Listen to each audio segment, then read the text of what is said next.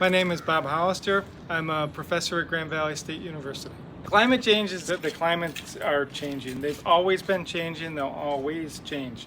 The climate was very different for dinosaurs than it is for us. We've all heard about the ice ages. So climate's always been changing. When people talk about climate change, they really mean anthropogenically enhanced climate change, so more climate change because of greenhouse gases. My research is at EcoBUZZ and EcoBUZZ. We're on the north slope of Alaska, which is north of the Brooks Range, so it's all tundra. We're in the Arctic, so plants are really small. We look at vegetation change, and there's kind of a gradient. If you go to the high Arctic, it's like bare ground, and then as you get further south, the plants get taller, and then as you go further south, they get shrubbier, and then you'll get tree line. And we actually did an experimental approach, so we actually warmed the tundra to kind of forecast what we'd expect to happen in the near future with climate change, and then compare that to our control plots. It's a natural population, so there's a lot of change year to year. You need at least 10 years to be able to say much, but now we've got more than 10 years, and we can say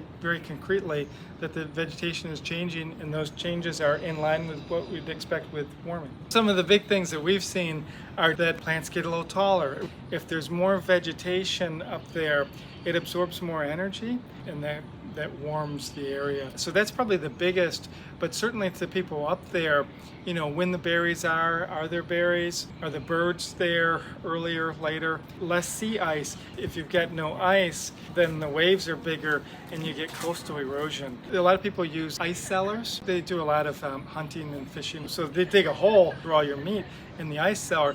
A lot of those ice cellars are actually failing. Climate change has all kinds of implications. In Michigan, warmer days in the summer, more ozone action days. Ozone action days happen when it's warmer. Less good skiing during the winter. Lakes around here don't freeze as early. In the news, you hear about all kinds of things, all the wildfires going on, as it's warmer and drier. Water resources are very much impacted by climate change because water availability is due to rain. In general, with climate change, you get more rainfall on the globe, but it tends to be concentrated more at the coast, and then the center of the continent tends to be drier. So we have more floods in one place and more drought in another.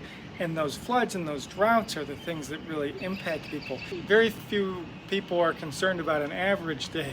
It's the not average days. Water temperature has a lot to do with water quality. Cold water holds more oxygen.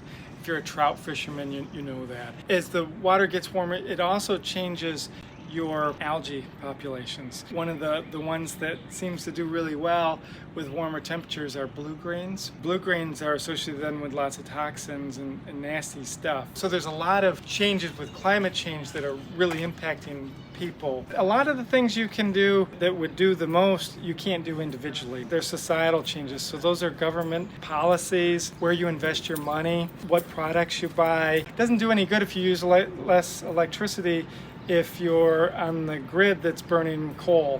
But if you use even more electricity, but it's all solar, then it might not have much impact. So helping move society in the right direction.